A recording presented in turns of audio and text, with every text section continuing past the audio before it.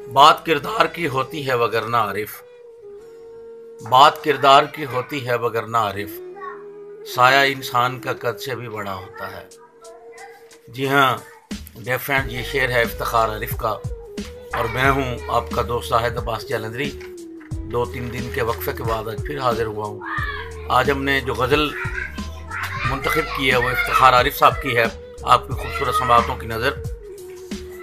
सितारों से भरा ये आसमां कैसा लगेगा, सितारों से भरा ये आसमां कैसा लगेगा, हमारे बाद तुमको ये जहां कैसा लगेगा, हमारे बाद तुमको ये जहां कैसा लगेगा।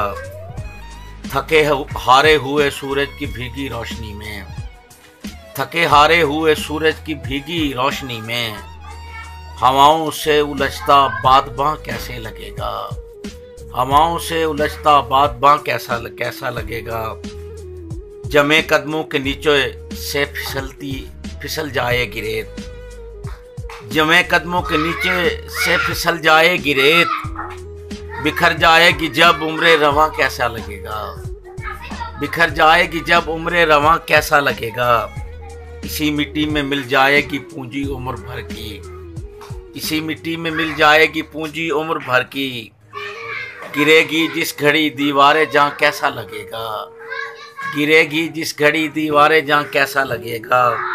और बहुत इतरा रहे हो दिल की बाजी जीतने पर, बहुत इतरा रहे हो दिल की बाजी जीतने पर, जियां बादत जियां कैसा लगेगा, जियां बादत जियां कैसा लगेगा।